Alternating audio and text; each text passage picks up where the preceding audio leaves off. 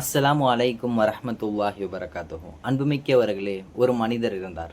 அந்த மனிதர் தன்னுடைய நிலத்தில் விளைச்சலை பெறுவதற்காக விதைகளையும் தானியங்களையும் விதைக்கிறார்.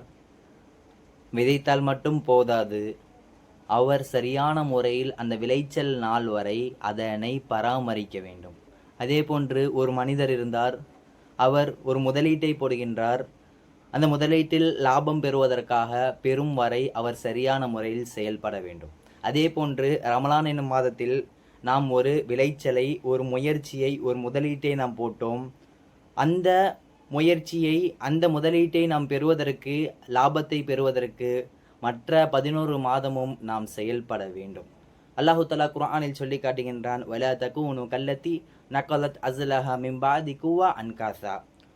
சத்தியம் செய்தவர்களை குறித்து சொல்லும்போது, அவர்கள் நூல்கள் இருக்கின்றதல்லவா, அந்த நூல்களை ஒரு கோர்த்து ஒரு ஆடையாக ஆக்கிவிட்டு அதனை துண்டிப்பார்கள் என்பதாக சொல்லி காட்டுவான்.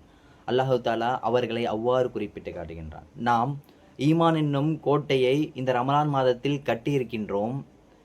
அதனை நாம் ரமலான் அல்லாத மாதங்களில் அந்த அடிப்படையில் நாம் செயல்படவில்லை என்றால், எப்படி ஒரு விளைச்சல் அந்த அடிப்படையில் செயல்படாத போது வேஸ்டாக ஆகிவிடுமோ, ஒரு முதலீடு அந்த அடிப்படையில் செயல்படாமல் இருக்கும்போது இல்லாமல் ஆகிவிடுமோ, வீணாக ஆகிவிடுமோ, அதே போன்று ரமலானில் ஒரு முயற்சியை நாம் போட்டிருக்கின்றோம்.